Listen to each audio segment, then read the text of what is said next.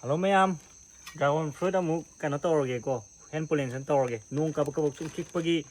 kano kupsila thamine ba to se camera ubo yo se anim lei se no thok pira ren loya ko mu kupsila thamam dai ni adi nung na pudat khraga di pollination success oiba ngam dai ni na mana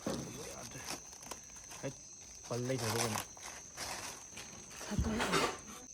Hojik pollination tawdoi je pung hojik numidang pung nipan makai tare ko nipan gi matungda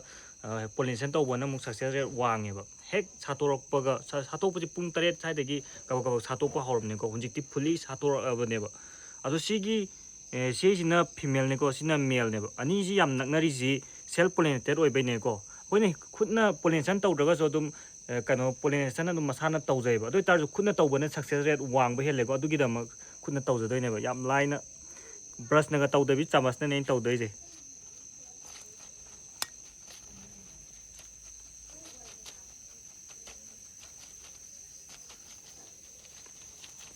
loi lauge cham anando kona hap water space like tabagi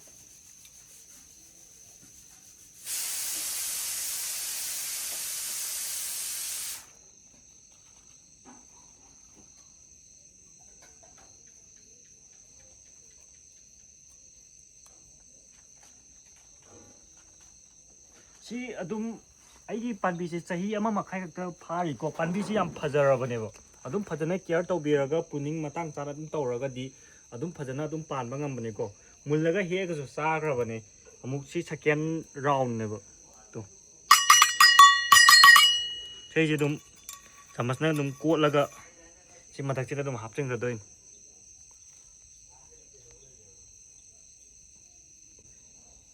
tumaina dum hapchin nge chamana na sisu changsil one to si camera sei ji da tunga ngrang tawgrabane sina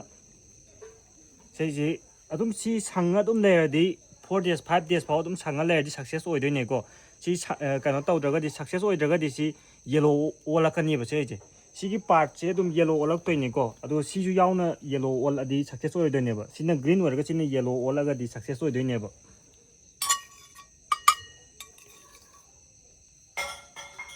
aru pollination tawba loigraga cherang na kupsili do nong chotana bane ko karigumba si tawraga jo nong na phugai gradi pollination success oroidaini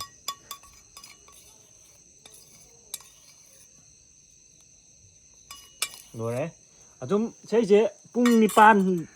8 to 10 hours far adi dum success oroidaini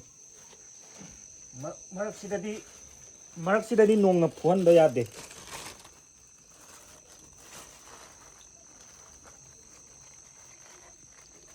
Jarang padang kunjil lama ga, nong alapa dum lapok piru den. Aji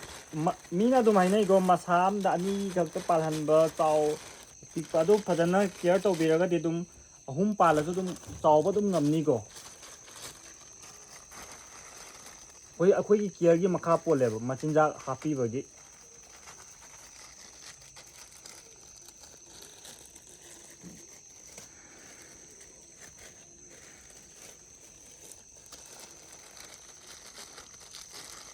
Ando agal lay bagi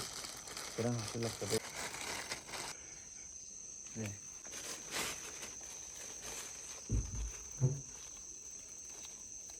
sigi ji success oro matungda